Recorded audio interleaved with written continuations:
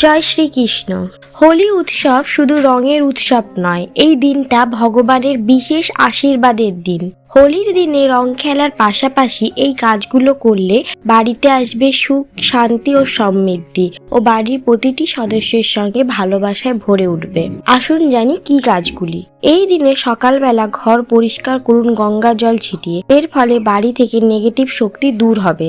দরজার দুপাশে হলুদ ও লাল আবিরের ছোট টিপ দিন, এটি মা লক্ষ্মীকে বাড়িতে স্বাগত জানানোর অত্যন্ত একটি শুভ লক্ষণ। এই দিনে ভক্তি ভরে রাধা কৃষ্ণের পায়ে আবির অর্পণ করুন, এর ফলে বাড়িতে সুখ, শান্তি ও ভালোবাসা বজায় থাকবে। এই দিনে গরিব শিশুদের আবির দান করলে আনন্দ, পুণ্য লাভ হয়।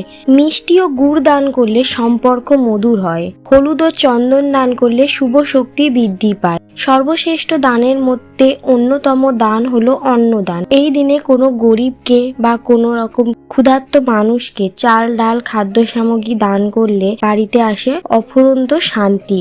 এই দিনে গরিবদের বস্ত্র দান করলে মা লক্ষ্মীর কৃপা পাওয়া যায়। কিন্তু মনে রাখতে হবে, দান করার সময় অহংকার রাখবেন না। দান করুন বিনয় এবং ভালো ইচ্ছা নিয়ে। এই দান যেন আপনাদের ঘরে শান্তি ও সমৃদ্ধি আনে। হোলির দিনে এই ছোট ছোট দান আপনার ভাগ্য বদলে দিতে পারে। শুভ হোলি। ভিডিওটা ভালো লাগলে একটি লাইক করবেন, আর আপনাদের যদি কোনো রকম সাহায্য হয়ে থাকে তাহলে এই রকম ভিডিও পেতে আমাদের চ্যানেলটা অবশ্যই সাবস্ক্রাইব করবেন। রাধে রাধে।